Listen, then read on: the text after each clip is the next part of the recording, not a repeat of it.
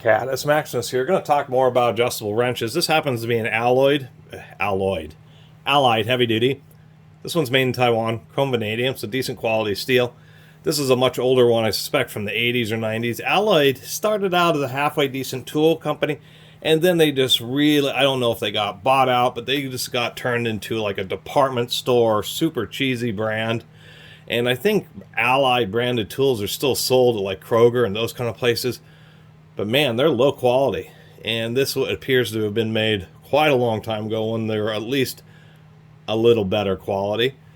And I wanted to so I'm making a video one to document yet another brand of adjustable crescent style wrenches. Crescent is who really popularized this style of wrench, and like 100 years ago.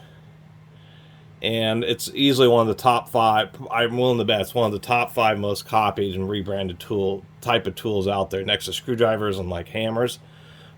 There's probably been hundreds of different wrenches of this design style with different branding, and so I just kind of and been collecting them up. That way one day when I get a garage, I'll be able to have a wall and there'll be all these adjustable wrenches, and I'll be able to point out that every one of them is a different brand. And this one, no, I've blabbed quite a bit. I'll mention a couple things about it.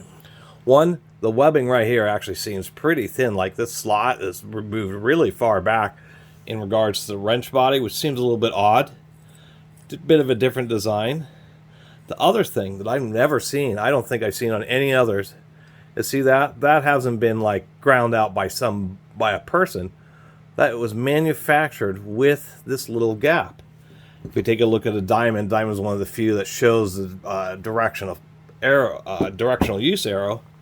Is you're really supposed to use adjustable wrenches by pulling towards the moving jaw.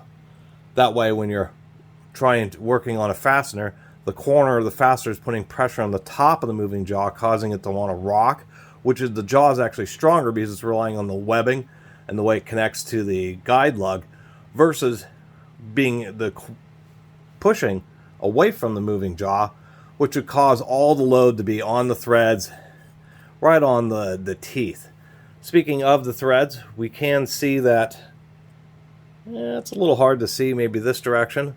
They are buttress threads. They are not the best or most aggressive buttress threads I've ever seen. I'm trying to find another wrench here. I'll do that later. But they are at least buttress threads, so this kind of proving it's a much older design. Buttress threads are flat on one side, angled on the other, so you could just get a much thicker and stronger thread form.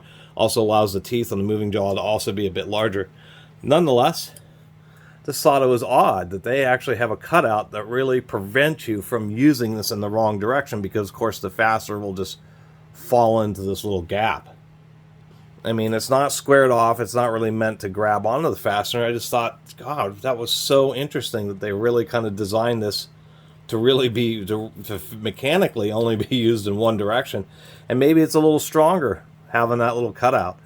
Other than that, when you're looking at old adjustable wrenches, try to close the jaws as much as possible so you can see if they splay out or if they make a V shape. That means that it's bent and you really don't want to pick up the wrench. It's been really over torqued.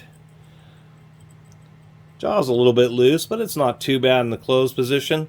One really odd thing I'll mention about this Allied is it's a 10-inch, and at its maximum opening, we only get an inch, which is really surprising.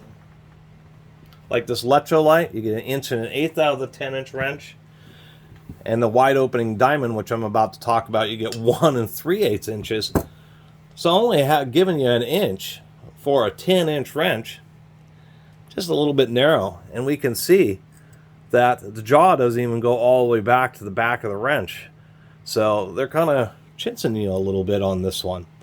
Anyway, even when we open it all the way up, it's still about the same amount of play. So this was made pretty decently whenever it was manufactured. We can also see the broaching is pretty symmetrical. Part of it's the broaching, although there is some kind of weird booger that happened right there. Part of it's the broaching.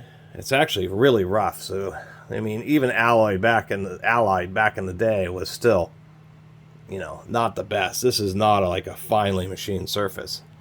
I mean, to give you an idea, I mean, here's this electrolyte, which is obviously a machined surface.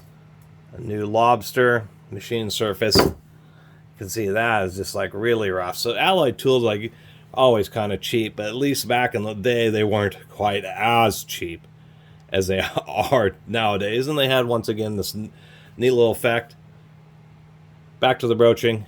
It's also a function of how evenly grounded it is on each side. So it's kind of happy to see that maybe I just got lucky on this particular unit that it has pretty symmetrical grinding. Anyway, just another brand of an adjustable crescent style wrench. And this time with a really weird notch on the moving jaw to, I guess, to try to ensure that you use it in the proper direction. Anyway, just wanted to make a video documenting this brand of wrench. Appreciate everybody who's been watching and subscribing. See you next time.